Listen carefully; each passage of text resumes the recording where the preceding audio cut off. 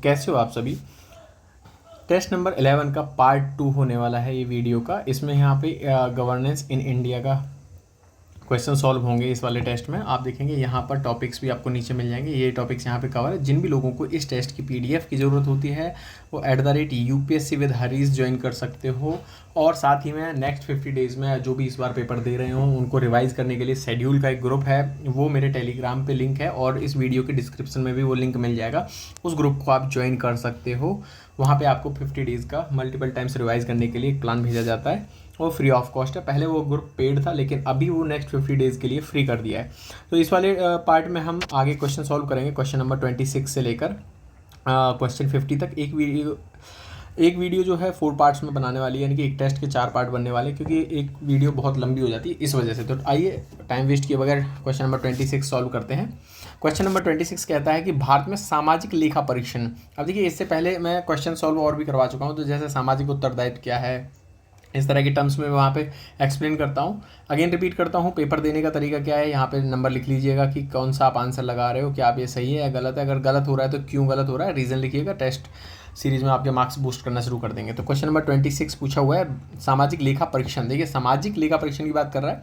यह सक्रिय जन भागीदारी के साथ किसी कार्यक्रम या योजना की जांच और मूल्यांकन है जिसमें आधिकारिक रिकॉर्ड की तुलना वास्तविक जमीनी वस्तु स्थिति से की जाती है। तो आप यह समझेंगे कि भाई यहाँ पे पूछ रहा है कि यह सक्रिय जन भागीदारी। अब जन भागीदारी तो यहाँ आपके वास्तविक ज़मीनी स्तर पर होगी ना, वहीं पे वस्तु स्थिति की जांच की जाएगी। तो ये वाला स्टेटमेंट बिल्कुल सही है।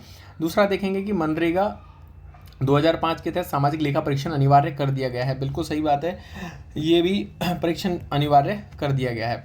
अब मेघालय भारत का पहला ऐसा राज्य था जिसने सामाजिक लेखा परीक्षण कानून लागू किया था। बिल्कुल सही है, तो यहाँ पर सी सही आंसर होने वाला है। सबसे पहले लेखा परीक्षण की शुरुआत 1979 में टिस्को के द्वारा शुरू की गई थी। ठीक है, तो टाटा की कंपनी है, टाटा आयरन स्टील का, है ना। तो ये टिस्को के द्वारा शुरू की गई थी और इसे क्या कहते हैं, जैसे कि सोशल ऑडिट। तो सोशल ऑडिट कहा जाता है। तो इसके सी आंसर सही होने वाला है। नेक्स्ट क्वेश्चन देखेंगे, क्वेश्चन नंबर 27। हाल ही में भारत और ईरान ने चाबहार बंदरगाह पर संचालन हेतु 10 वर्ष के अनुबंध पर हस्ताक्षर किए हैं। निम्नलिखित कथनों पर विचार कीजिए। तो देखिए, चाबहार बंदरगाह कहाँ है, पहले ऐसे समझ लेना है कि भाई 10 वर्ष का यहाँ पर अनुबंध किया है। चाबहार बंदरगाह ईरान के अंदर है, भारत ने इनके साथ में संबंध बना रहा है। अब देखिए, यहाँ पर अफगानिस्तान तक पहुँच बनाने के लिए या मध्य एशिया में बनाने के लिए कर रहा है। तो ये देखेंगे कि ओमान की खाड़ी में स्थित एक गहरे पानी का बंदरगाह। बिल्कुल सही बात है, आपको पता होगा ओमान की खाड़ी के अंदर ये स्थित है। ठीक है, और जैसे देखेंगे अरब सागर तक सीधी पहुंच वाला एकमात्र ईरानी बंदरगाह है। बिल्कुल सही बात है, एकमात्र ईरानी बंदरगाह। अब आप समझेंगे कि एकमात्र ईरानी बंदरगाह, लेकिन मैं समझा देता हूँ। चाबहार बंदरगाह के 2 पार्ट है, एक तरह से समझ सकते हो। देखिए, ये कहाँ पर पड़ते हैं, एक तो मैं बताता हूँ, सिंध बलूचिस्तान, सिस्तान बलूचिस्तान। तो बलूचिस्तान का जो पार्ट है, सिस्तान और बलूचिस्तान क्षेत्र में ये पड़ते हैं। यहाँ पर 2 हैं, एक है शाहिद बेस्ती टर्मिनल है, दूसरा है शहीद कलंतरी बंदरगाह।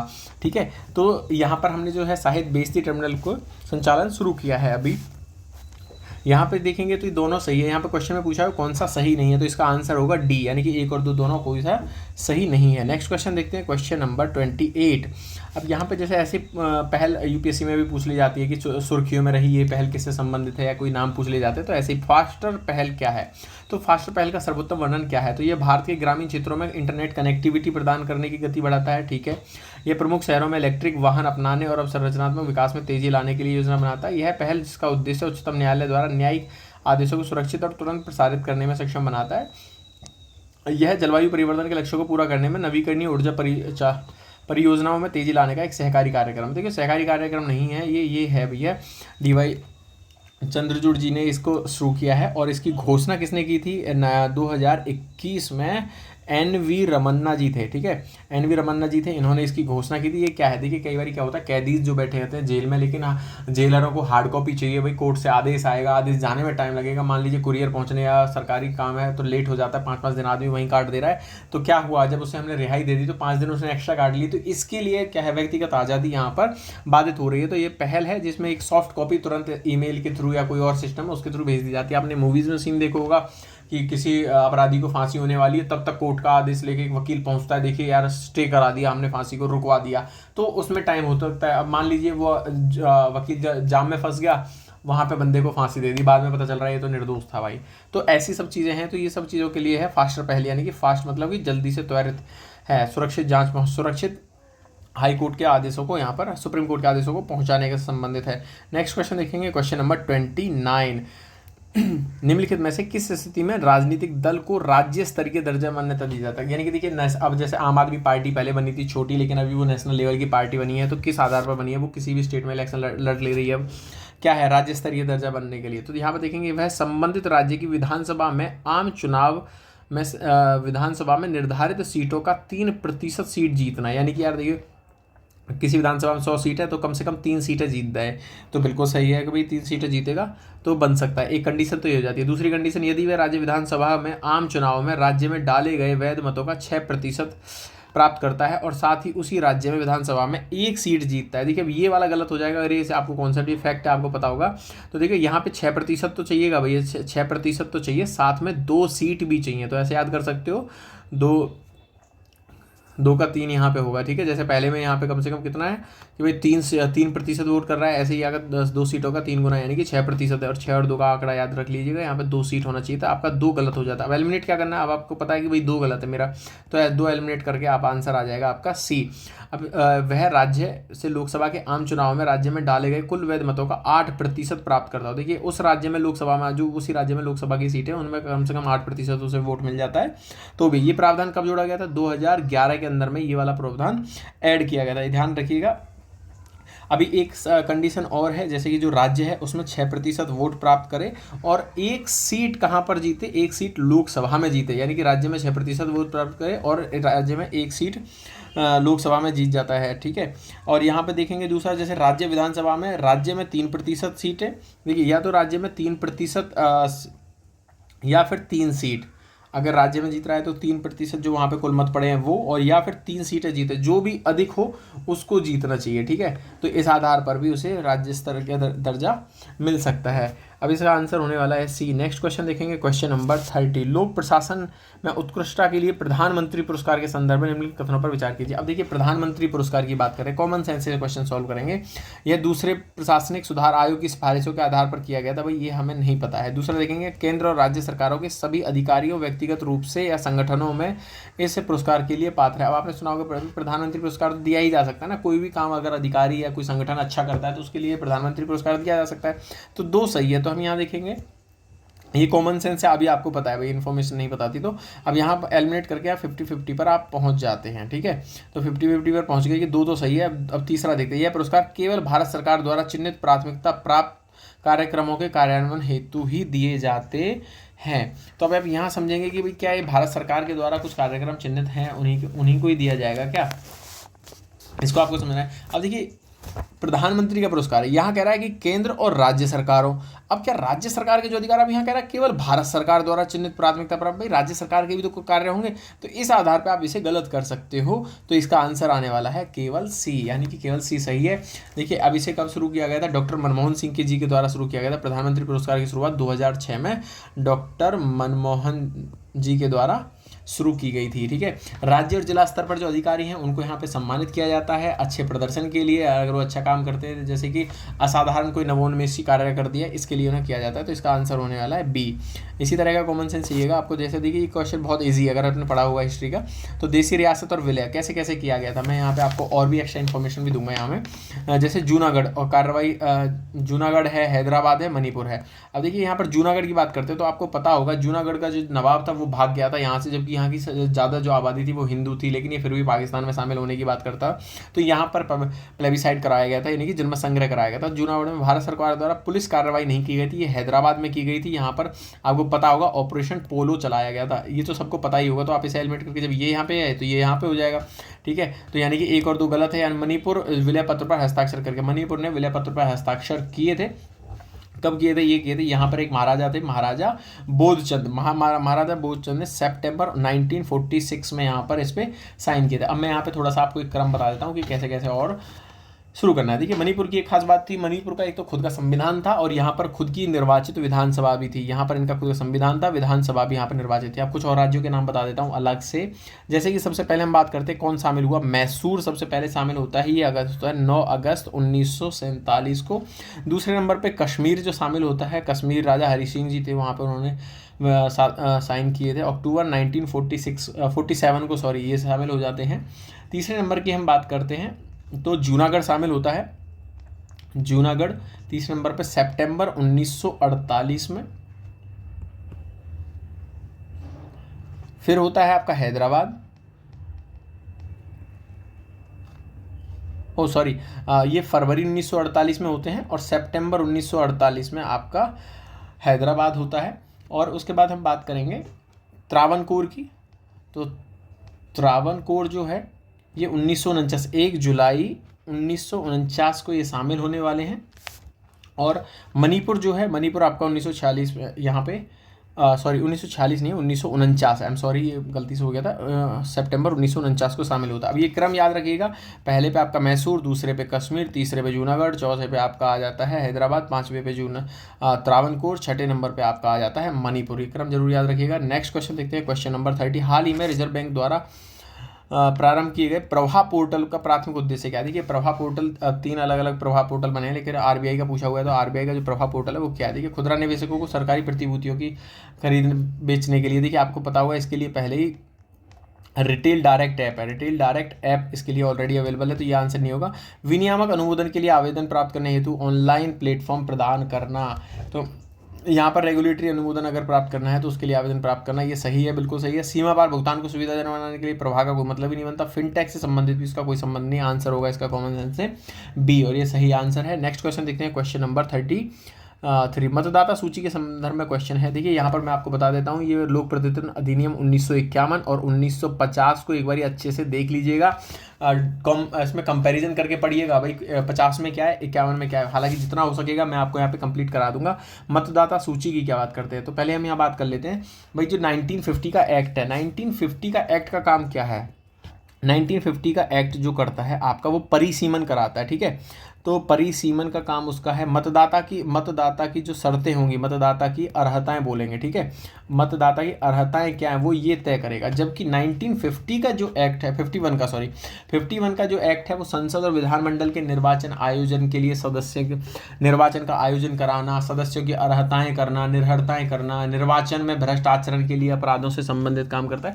यानी कि 51 में थोड़ा सा बड़ा है और 50 में जो है परिसीमन मतदाता की अर्हताओं से संबंधित दिया गया है। इलेक्शन कमीशन मतदाता सूची तैयार करता है, लोक प्रतिनिधित्व अधिनियम 1950 में है ये, और इसमें संशोधन और निर्माण करने की शक्ति भी इलेक्शन कमीशन ऑफ इंडिया की है। तो यह देखेंगे कि ये 1951 सामान्य मतदाता सूची और पृथक मतदाता सूची हेतु प्रावधान किया गया है।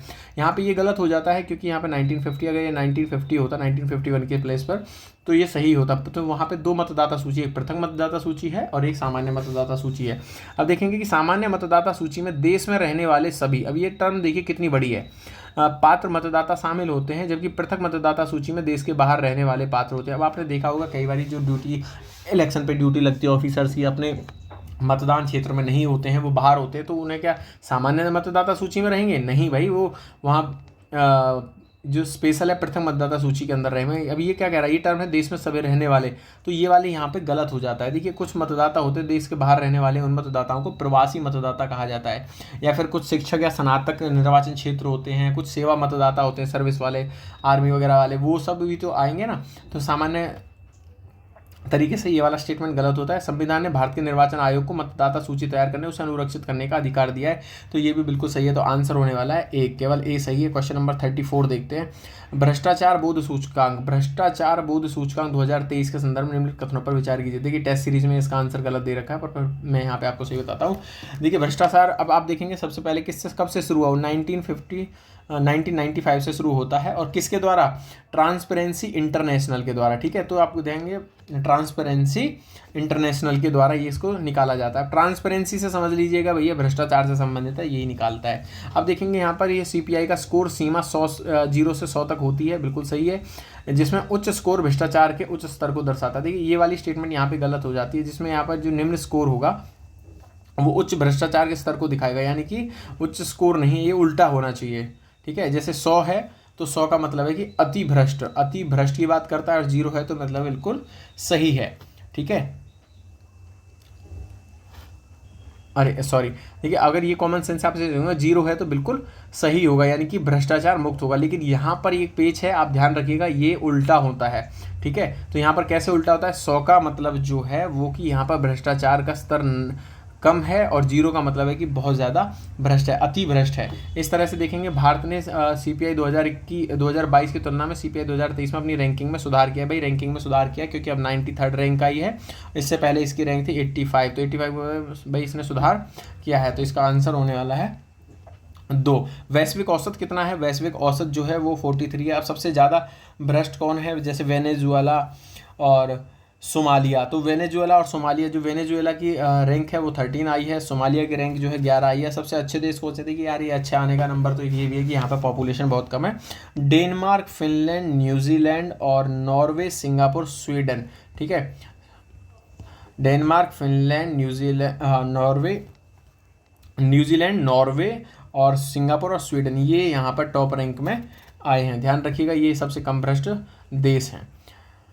नेक्स्ट क्वेश्चन देखते हैं, क्वेश्चन नंबर 35।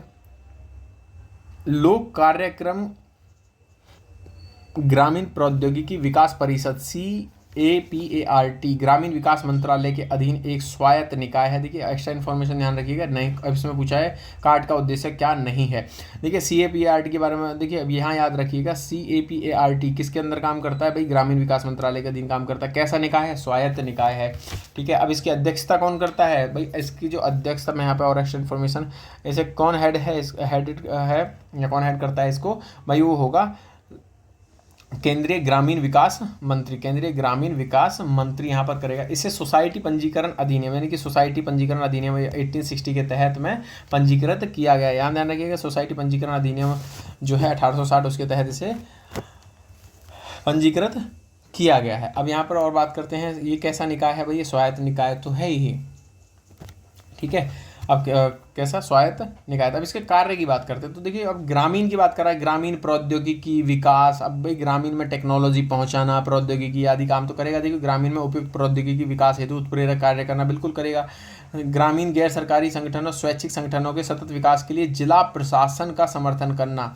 देखिए, और यह ग्रामीण समृद्धि को बढ़ाने के उद्देश्य से परियोजनाओं के कार्यान्वयन के लिए स्वैच्छिक कार्यवाही को प्रोत्साहित करना और बढ़ावा देना और सहायता करना। बिल्कुल सही है, ये भी लग रहा है सही है। ग्रामीण क्षेत्रों में स्वैच्छिक कार्यवाही के माध्यम से रोजगार के अवसर उत्पन्न करना, आत्मनिर्भरता को बढ़ाना का उद्देश्य से परियोजनाओं की योजना बनाना। अब देखिए यार, सारे ये जनरल स्टेटमेंट है कि ये सब इसके काम होंगे, लेकिन यहाँ देखिए इसमें एक पेज है कि ग्रामीण गैर संगठनों और स्वैच्छिक संगठनों के सतत विकास में जिला प्रशासन का समर्थन करना। मैं ये जिला प्रशासन के तहत सीधा काम नहीं करता कि जिला प्रशासन काम कर रहा है, ये तो सीधे यहाँ पे जो है CAPART जो है कार्य करता है यहाँ पर। ठीक है, और ये जो है इसका सीधा जो हेडक्वार्टर है उसी के द्वारा या इसी के द्वारा कोई संस्था होती है, इसी की कुछ रीजनल ऑफिस होता है, तो उसके तहत ये काम किया जाता है, जिला प्रशासन के तहत नहीं। ये भी इसका सही आंसर होगा कि इसमें नहीं पूछा है तो ये यहाँ पे गलत है, बाकी 3 ये बिल्कुल सही है। नेक्स्ट क्वेश्चन देखते हैं, क्वेश्चन नंबर 36।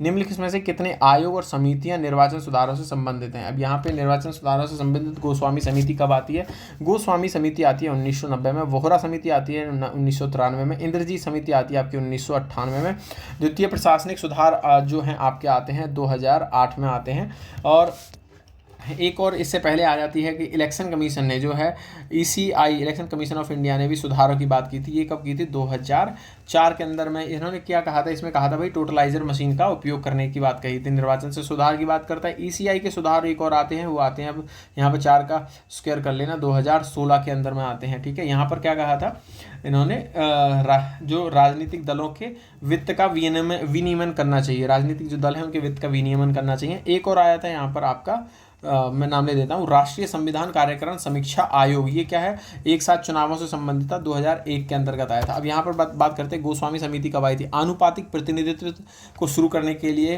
गोस्वामी समिति आती है। राजनीतिक अपराधीकरण, बोहरा समिति राजनीतिक अपराधीकरण से संबंधित थी। चुनावों का राज्यों का वित्त पोषण, चुनाव राज्यों का वित्त पोषण से इंद्रजीत समिति आई थी। द्वितीय सुधार आयोग ने कहा था भैया चुनाव पश्चात गठबंधन पर प्रतिबंध लगाया जाए, ये सेकेंड ARC का जो कमीशन था उन्होंने कहा था। ठीक है, नेक्स्ट देखते हैं इसका कौन सा आंसर होने वाला है, डी। नेक्स्ट क्वेश्चन ध्यान रखिएगा, क्वेश्चन नंबर है 37, एनजीटी। अब एनजीटी के बारे में बात करते हैं। निर्णयों के विरुद्ध सीधे मतलब निर्णयों के विरुद्ध सीधे उच्चतम न्यायालय में अपील की जा सकती है। अब ध्यान रखिएगा कि सीधे उच्चतम न्यायालय की बात कर रहा है। देखिए ये गलत है। पहले एनजीटी की बात करते हैं, 2010 में बनाया गया था इसे, ठीक है, एनजीटी को। अब यहाँ पर कम से कम मिनिमम कितने होते हैं, 10 सदस्य। मैक्सिमम कितने सदस्य हो सकते हैं, 20। कौन से सदस्य होते हैं ये न्यायिक सदस्य होते हैं। चयन समिति के द्वारा इन्हें चुना जाता है, ठीक है, ध्यान रखिएगा। इसके पास में कौन कौन से अधिकार हैं, तो इसके पास में न्यायिक प्लस में अपीलीय है, ठीक है। तो न्यायिक प्लस अपीलीय क्षेत्राधिकार, इसके पास दोनों क्षेत्राधिकार हैं। कैसी संस्था है, वैधानिक। कैसी संस्था है, वैधानिक, याद रखिएगा। तो एनजीटी कैसी, वैधानिक संस्था है। यहाँ पर क्या करती है, सेंट्रल गवर्नमेंट क्या करती है, सीजेआई जो है, चीफ जस्टिस ऑफ इंडिया के परामर्श से अध्यक्ष की नियुक्ति करती है। अब इसमें एज कितनी मांगी है, देखिए अब याद रखिएगा, एज है 3 साल तक सर्विस या मैक्सिमम 65 एज, ठीक है। पुनर्नियुक्ति, क्या पुनर्नियुक्ति की जा सकती है, भाई पुनर्नियुक्ति नहीं की जा सकती, याद रखिएगा। तो एनजीटी के जो सदस्य होते हैं उनकी पुनर्नियुक्ति नहीं कर सकते।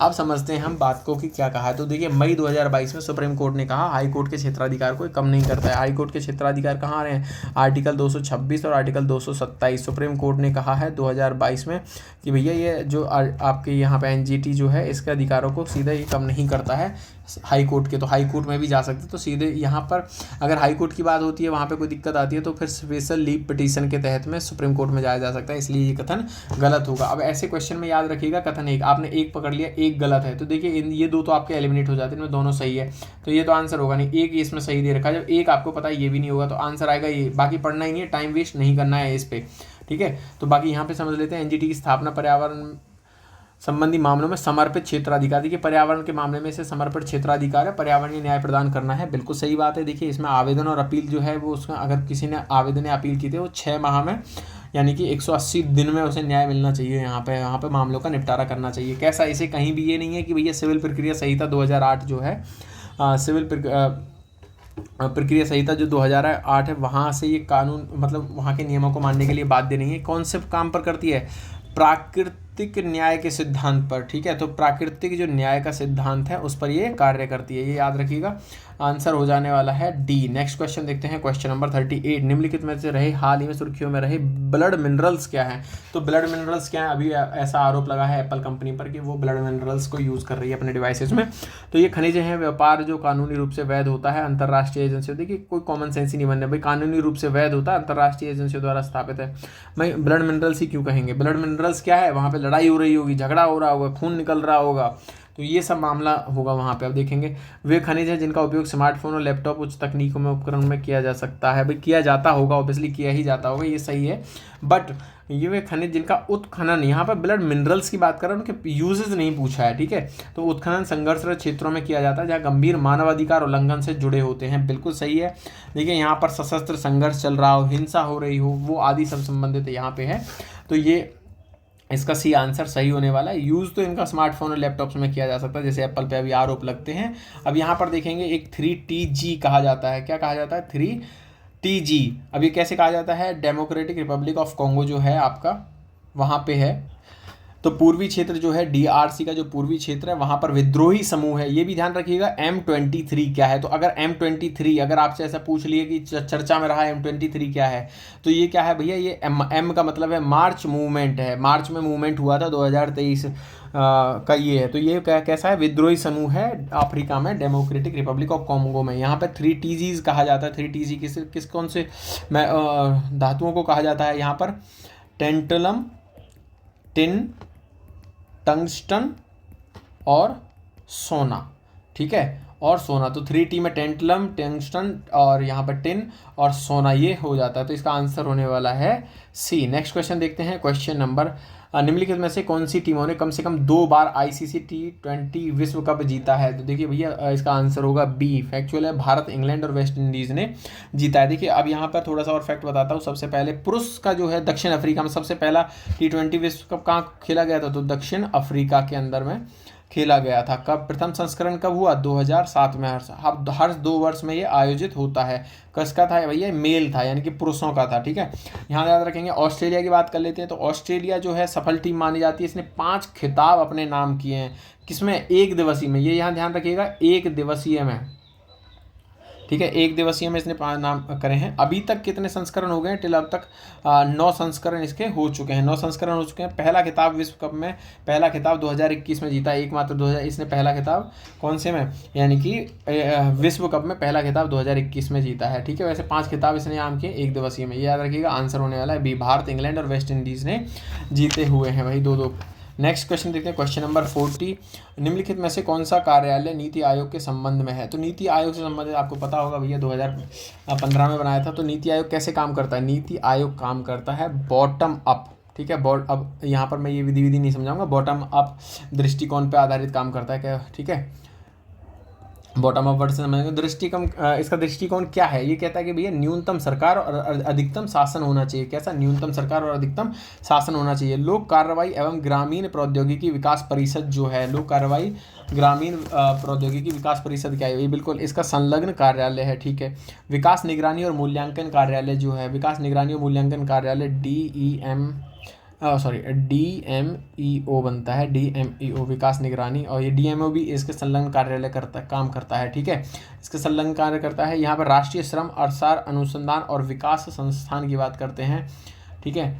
तो ये भी तो देखेंगे DMEO तो इसके अंतर्गत में संलग्न में कार्यालय करता है। राष्ट्रीय श्रम वाला जो है अर्थशास्त्र अनुसंधान विकास परिषद, ये भी इसके साथ में काम करता है। साथ में और कौन काम करता है, अटल नवाचार मिशन, अटल नवाचार जो मिशन है ये भी इसके अंतर्गत काम करता है। क्या काम करना है भैया, देखिए इनकी जो है ये जो संस्थान है श्रम वाला जो है, इसकी स्थापना 1962 में की गई थी। अध्यक्षता कौन करता है, सेंट्रल गवर्नमेंट द्वारा। यह एक अतिरिक्त सचिव जो सेंट्रल गवर्नमेंट द्वारा नियुक्त किया जाता है, अतिरिक्त सचिव का पद होता है, वो इसकी निगरानी करता है। अब DMEO की बात कर लेते हैं हम। DMEO की वही है, ये सरकारी नीतियों की निगरानी करता है, मूल्यांकन करता है, राष्ट्रीय विकास एजेंडा के उद्देश्यों को प्राप्त करने के लिए सरकार की सहायता करता है। देखिए विकास और लिखा है ना, विकास निगरानी मूल्यांकन, तो ये सरकार की नीतियों का विकास निगरानी का करता होगा। अब आप देखिए यहाँ पे आप समझोगे कि ये भी मैंने अभी सही लगाया था कि भैया क्या है।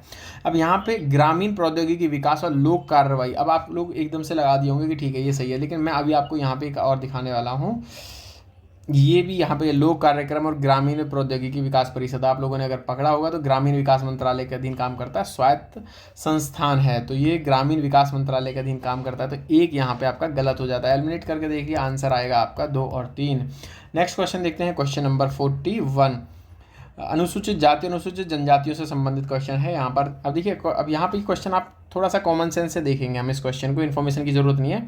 मैं इसका आर्टिकल बता देता हूँ, 338 है, national commission for schedule caste, NCSC, national commission for schedule caste. 338A हो जाता है national commission for backward, national commission for schedule tribe, NCST। तो 338A हो जाता है। और ये कब हुआ था, तो देखिए 89 कॉन्स्टिट्यूशन अमेंडमेंट होता है 2003 में, तो वहाँ पर 338A और 338 रुकते हैं, ये देखते हैं। फिर अब यहाँ पे अनुसूचित जाति आयोग, अब कॉमन सेंस लगाइए, अनुसूचित जाति आयोग की बात कर रहा है, जाति आयोग, ठीक है। अब देखिए यहाँ पे लिखा हुआ अनुसूचित जातियों, अनुसूचित जनजातियों, भाई अनुसूचित जाति का आयोग है तो क्यों करेगा जनजातियों का काम, भैया अलग से करेगा। उसके लिए schedule national commission for schedule tribe है, तो ये तो गलत ही हो जाएगा। ऐसे ही देखेंगे, ये भी गलत हो गया, पढ़ना ही नहीं है, ये भी गलत हो गया आपका, यहाँ पे ये भी गलत हो गया, तो कोई भी सही इसका ये है आंसर, ठीक है। नहीं, उससे पहले दोनों संस्थाएं एक ही थी, तो एक के रूप में काम करती हैं, लेकिन 89 कॉन्स्टिट्यूशन अमेंडमेंट जो 2003 में हुआ था, वहाँ पे इन दोनों को अलग अलग विभाजित किया गया। भाई दोनों अलग अलग कार्य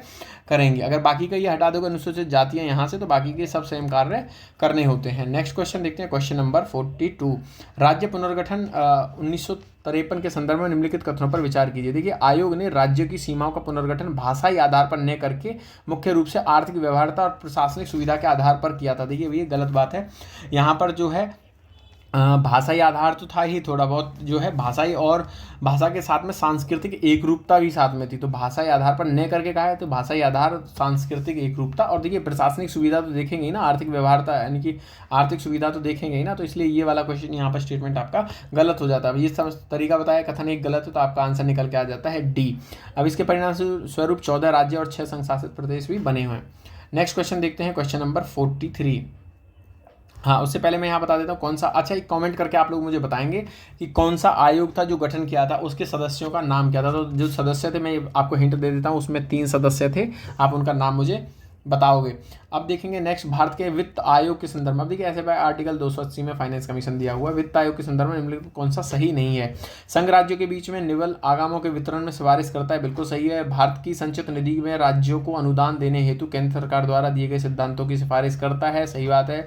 अब राज्य और उनके पंचायती राज संस्थाओं के बीच करों के निवल आगामों के वितरण की सिफारिश करता है। अब आप कॉमन सेंस लगाइए भैया, ये पूछा हुआ है भारत के वित्त आयोग, ना कि राज्य वित्त आयोग, यानी कि स्टेट फाइनेंस कमीशन नहीं पूछा, और ये काम है स्टेट फाइनेंस कमीशन का, यहाँ सही नहीं पूछा, इसका आंसर होगा सी। कॉमन सेंस से लगाइएगा। अब याद मुझे ये बताइएगा अभी कौन सा वित्त आयोग है और उसके अध्यक्ष कौन से, यानी कि कौन सा 14वां है, 15वां, 16वां, ऐसे संख्या में बताइएगा कि कौन सा वित्त आयोग है और उसका अध्यक्ष कौन है। क्वेश्चन नंबर 44 देखते हैं, व्यवस्थित मतदाता शिक्षा और चुनावी भागीदारी स्वीप कार्यक्रम के बारे में पूछा हुआ है।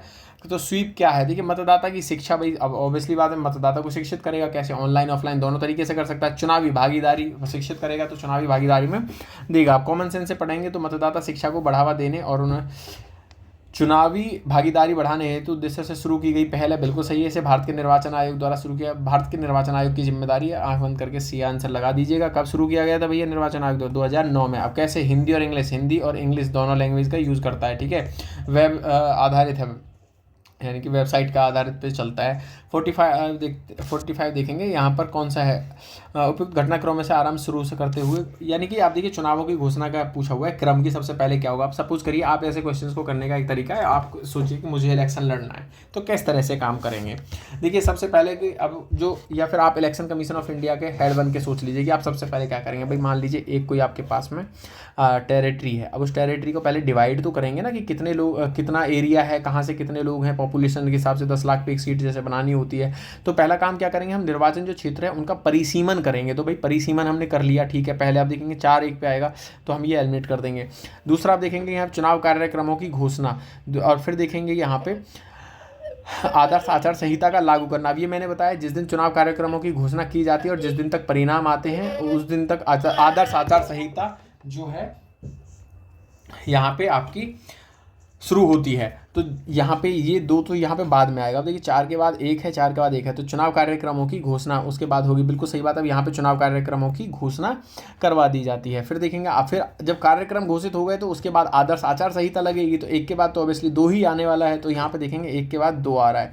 फिर सदस्यों के निर्वाचन के लिए निर्वाचक मंडल का आह्वान करते हुए राष्ट्रपति की अधिसूचना आती है। फिर निर्वाचक मंडलों का जो निर्वाचन सदस्य बनने वाले हैं वो अपना नामांकन कराएंगे, नामांकन के बाद में जाँच होगी, जाँच के बाद में प्रतीक चिन्ह बांटे जाएंगे, तो इसलिए इसका आंसर होगा ए। नेक्स्ट क्वेश्चन देखते हैं, क्वेश्चन नंबर 46, भारतीय न्याय संहिता 2023 के संदर्भ में निम्नलिखित कथनों पर विचार कीजिए। इसमें संगठित अपराध और आतंकवाद, किसी समूह द्वारा गंभीर चोट पहुंचाने जैसे नए अपराधों को भी शामिल किया गया है। भाई शामिल किया ही, कॉमन सेंस लगाइए भाई, यार शामिल तो किया ही हुआ ना, आतंकवाद अपराध वगैरह ये सब चल रहा है, तो ऑब्वियसली एक तो सही होने वाला है। दूसरा देखेंगे, इसने अंतर के झूठे वादे करके किसी महिला के साथ यौन संबंध बनाने वाले अपराध की श्रेणी को बाहर कर दिया गया। देखिए कितना भाई कॉग्निबल ऑफेंस लग रहा है, तो ये से बाहर नहीं करेंगे, तो भाई ये तो यहाँ पे गलत है, यहाँ पे आपका ये गलत हो जाता है। तो आप देखेंगे ये गलत है, तो यहाँ पे कौन से में गलत हो रहा है, ये भी है, 2 में है तो 2 में है, एक आपका सही होगा, तो सी आपका आंसर आएगा कॉमन सेंस से। इसमें राजद्रोह को अपराध की श्रेणी से हटा दिया गया है, तो यहाँ पर जो है राजद्रोह को अपराध की श्रेणी से, बिल्कुल सही बात है। अब यहाँ आपको लगेगा कि राजद्रोह को अपराध की श्रेणी से कैसे हटा दिया गया, तो राजद्रोह को हटा के ब्रॉड टर्म यूज कर ली गई है, जैसे क्या यूज किया है, अलगाववाद, ठीक है, अलगाववाद यूज किया। कैसा? सशस्त्र विद्रोह हो, विध्वंसक गतिविधियां हो, भारत की संप्रभुता एकता अखंडता पर खतरा उत्पन्न करे, तो वो यहाँ पे ऐड किया, तो यहाँ पे जो है अपराध इसको हटा दिया गया है, ठीक है। तो सी देखेंगे सही होगा। नेक्स्ट क्वेश्चन देखते हैं, question number 47, first pass the post प्रणाली का है। अब जब आप इलेक्शन में वोट देने जाते हैं तो उसी प्रणाली की बात कर रहा है, फर्स्ट पास द पोस्ट प्रणाली। अब यहाँ पर आनुपातिक प्रतिनिधित्व प्रणाली भी आप समझ लेना भैया, आनुपातिक क्या है, ठीक है। तो कौन सा सही नहीं है, देखिए इसमें निर्वाचन क्षेत्र में सर्वाधिक मत प्राप्त करने वाला उम्मीदवार जीतता है, बिल्कुल सही बात है भाई, जिसको ज़्यादा वोट मिलेंगी वही जीतेगा, ठीक है। जैसे कि मान लीजिए वोट हैं टोटल 100, अगर मत डाले गए यहाँ पे 80 में से यहाँ पर मान लेते हैं एक को तो मिले यहाँ पर 30, एक को मिलते हैं 20, और सॉरी एक को 25 कर लेते हैं, और एक को यहाँ पर कर लेते हैं 15 आएगा ना, 70 हुआ अभी, तो यहाँ पर 25 ही आने वाला है, ठीक है। तो 25 की जगह 25 ही ऐसे नहीं करेंगे, तो यार दूसरा संख्या बनाते तो 80 है, जैसे 100 में से 80 वोट डले तो एक को मिलते हैं 40, एक को मिलते हैं यहाँ पर 30 और एक को मिलते हैं 10, तो कौन जीतेगा? तो जिसको 40 वोट मिले हैं वो यहाँ पर विनर हो जाता है, ये कह रहा है। तो इसमें स्पष्ट विजेता बनने में मदद मिलती है और इसमें अक्सर गठबंधन ने सरकार बनती है। देखिए ये स्टेटमेंट गलत है, यहाँ पर स्पष्ट विजेता बन रहा है भाई। यहाँ पर तो जिसको 40 वोट मिली, पहला कह रहा है जिसको सर्वाधिक मत मिलेंगे तो वो तो जीतेगा, बिल्कुल सही है, लेकिन ये कह रहा है कि अक्सर गठबंधन सरकारें बनती हैं, तो गलत बात है, ये यहाँ पे गलत हो जाता है। इसका प्रयोग सामान्य तौर पर यूनाइटेड किंगडम, संयुक्त राज्य अमेरिका, कनाडा और भारत जैसे देशों में किया जाता है, बिल्कुल सही है। इसके छोटे दलों का प्रतिनिधित्व बहुत कम हो सकता है, बिल्कुल सही है, ऐसा होता है। अक्सर 2 बड़ी पार्टियां ही सारी सीटें जीत के ले जाती है, छोटे दलों को बहुत कम मिलता है। ये भी यहाँ पे सही होने वाला है, तो ये भी सही है। यहाँ पे 20 का गलत होने वाला है। विजेता बनाने में तो मदद मिलती है, लेकिन अक्सर गठबंधन की सरकारें नहीं बनती हैं। नेक्स्ट क्वेश्चन देखेंगे, क्वेश्चन नंबर 48। ब्रिक्स गेम्स के बारे में बात कर रहा था। अब ये भी कॉमन सेंस से आप कर सकते हो ब्रिक्स गेम्स के बारे में। तो एक मल्टी स्पोर्ट इवेंट है जिसमें प्रत्येक 4 वर्ष में आयोजित किया जाता है। अब आप समझिए कि भाई कॉमन सेंस है कि यार प्रत्येक 4 वर्ष में आयोजित करने का कोई लॉजिक ही नहीं बनता है कि गेम्स की बात कर रहा है, ठीक है। तो एक तो यहाँ का गलत ही हो जाएगा। अब देखेंगे कि इसमें केवल ब्रिक्स सदस्य देश के एथलीट ही शामिल हो सकते हैं। यार गेम है तो ऐसा कोई मैंडेटरी नहीं होगा कि भाई सिर्फ ब्रिक्स के देश के शामिल होंगे, तो सभी की सहभागिता खुली है। ये भी यहाँ पे गलत होगा, तो आंसर आपका आ जाएगा 3। ब्रिक्स गेम्स 2014 की मेजबानी रूस में की गई है। रूस में भी कहाँ पे? रूस में भी कजान में, ठीक है। अब ये मल्टी स्पोर्ट्स इवेंट कब से शुरू होता है? 2016 से शुरू होता है, ध्यान रखिएगा। तो इसका आंसर होने वाला है बी। नेक्स्ट क्वेश्चन देखते हैं, क्वेश्चन नंबर 49। हाल ही में सुर्खियों में रहे एआई क्रस और एआई भूमि। तो एआई क्रस और एआई भूमि क्या है? देखिए आप, एआई सक्षम स्वसंचालित ड्रोन क्या है? स्वसंचालित ड्रोन कौन सा है? तो अब आपने नाम सुना होगा रुस्तम 2। तो ये एआई सक्षम जो है स्वसंचालित ड्रोन है रुस्तम। एआई संचालित कृषि रोबोट, तो इसको एक भी शायद साउथ में कोई कंपनी है वहाँ बनाया है, उसका नाम है क्रसबोट। तो क्रसबोट उसका नाम रखा गया है। तो टीवी एंकर जो है एआई भूमि और जो एआई क्रस है वो टीवी के एंकर हैं, बिल्कुल सही है। डीडी किसान जो चैनल है वहाँ आप इसे देख सकते हो। एआई आधारित मौसम पूर्वानुमान प्रणाली, तो इसके लिए क्या है? जेनकास्ट, ठीक है। जेनकास्ट ये लगभग 8 मिनट में ही सब कुछ बता देती है, जिसमें पहले कई घंटे लगते थे, सुपर कंप्यूटर लगते थे, उससे संबंधित है। अब देखेंगे कि स्वच्छ पर्यावरण के अधिकार भारत के संविधान में स्पष्ट रूप से उल्लिखित नहीं है, हालांकि कई संवैधानिक प्रावधान इसका संदर्भ प्रस्तुत करते हैं। देखिए यह फंडामेंटल राइट की बात नहीं कर रहा है, संवैधानिक प्रावधान की बात कर रहा है। तो कौन सा अनुच्छेद पूछे हुए हैं? सीधी बात ये है। देखिए आर्टिकल 21 में आपको पता होगा, आर्टिकल 48A पर्यावरण से संबंधित है। तो यहाँ पर आर्टिकल 51 देखेंगे तो अंतर्राष्ट्रीय शांति से संबंधित है। तो 51 तो ये तो गलत हो जाएगा। तो आंसर होगा यहाँ पे आपका 2 और 1, यानी कि आंसर होगा बी, ठीक है, ध्यान रखिएगा। और ये इस वीडियो का अंतिम क्वेश्चन था। अभी यहाँ पे मैं आपको कुछ केसेस बता देता हूँ। देखिए अब यहाँ पे केस बताता हूँ पहले, जैसे है कि BR सुभाष कुमार बनाम बिहार राज्य 1991 का केस है। वहाँ पर आर्टिकल 21 के बारे में बात की गई थी। MC Mehta versus union of India 1987 का केस है, वहाँ फंडामेंटल राइट के रूप में मान्यता दी थी। वेल्लोर कल्याण नागरिक मंच जो है यूनियन ऑफ इंडिया, इन्होंने भी 1996 में यही बात कही थी, ठीक है, संरक्षण की बात कर रहे थे ये। अब यहाँ पे देखेंगे ये पर्यावरण की बात कहाँ आती है। अगर पर्यावरण की बात देखते हैं तो 51A का G, यानी कि जो 51 जो हैं आपके मूल कर्तव्य हैं, ठीक है, फंडामेंटल ड्यूटीज़ में 51 का क्लॉज है, जहाँ पर नदी, वायु, जल का संरक्षण करने से संबंधित बात है। 51 नहीं होगा, इस आधार पर बताया गया। अब इंटरनेशनल कुछ हैं, तो इंटरनेशनल में कौन सा होगा? स्टॉकहोम है, रियो 1992 की घोषणा है, पृथ्वी सम्मेलन कहा जाता है, तो वो भी पर्यावरण से संबंधित हैं। आई होप आपको वीडियो पसंद आया होगा। प्लीज़ लाइक करें, शेयर करें, सब्सक्राइब करें और अपने ग्रुप को ज्वाइन कर सकते हो। मैं बता रहा हूँ कि अगर जो टेलीग्राम के जो ग्रुप्स हैं वो भी आपको वहाँ पे अभी इस वीडियो के डिस्क्रिप्शन में मिल जाएंगे, फ्री में जो गाइडेंस प्रोग्राम है वो भी, बाकी सारी चीज़ें। बहुत बहुत धन्यवाद वीडियो के अंत तक बने रहने के लिए। Thank you.